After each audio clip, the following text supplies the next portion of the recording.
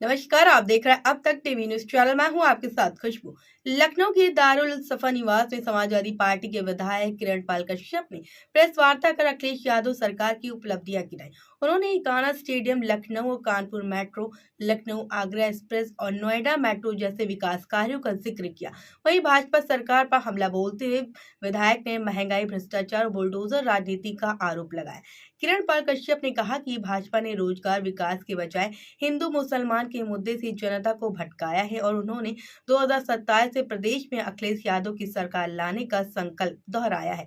आगे उन्होंने क्या कुछ बताया है वो आपको सुनाते। हमारे न्यूज चैनल पर इस समय उपस्थित हैं राजधानी लखनऊ में किरण पाल कश्यप जी, विधायक शामली, मुख्य संचेतक, नेता विरोधी दल सपा।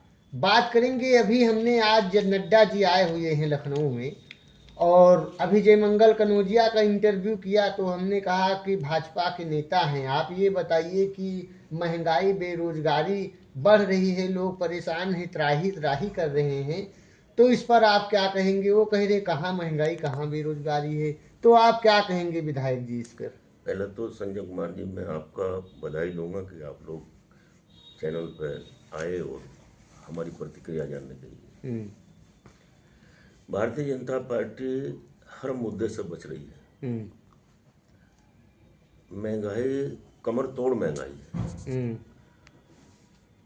रसोई का बजट बिगड़ गया, महिला त्राही त्राही कर रही है और रोजगार कोई है नहीं।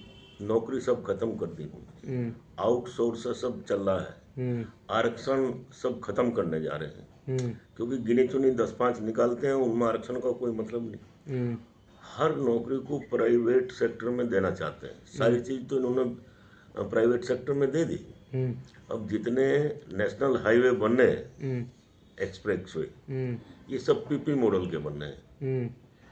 राज्य सरकार का 1-2 होगा, हमने बनाया, माननीय अखिलेश यादव जी ने Agra Lucknow express way state government की पैसे से बनाया। ये सब पीपी मॉडल से बना रहे हैं और उसका टैक्स मालूम है, 2 रुपये 23 पैसे पर किलोमीटर टैक्स तो होगा उसका टोल प्लाजा पर।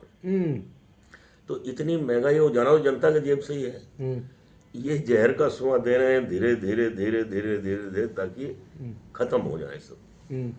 और इनके पास कहने को कुछ है नहीं, किसी मुद्दों से बचते हैं।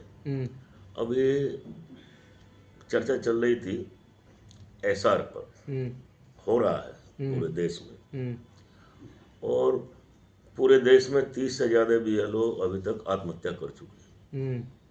इतना प्रेशर उन पर है, प्रेशराइज।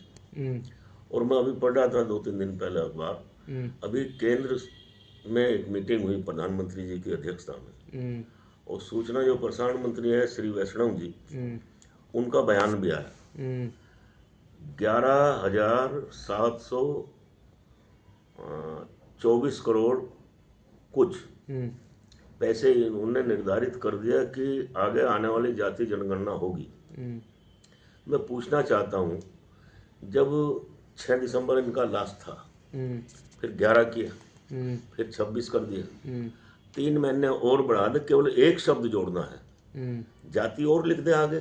जब वोट बना ही रहे, एसआर चल रहा, 11,000 करोड़ रुपए, 11,724 करोड़ रुपए वेस्ट जाएगा और 30 लाख कर्मचारी लगेंगे उसमें 1 साल के बाद। ऐसा क्यों कर रहे हैं? ये घुमा रहे हैं सब। भारत सरकार ने आधार कार्ड बनाया, उसको ये मान नहीं रहे कि इससे वोट नहीं पड़ेगा।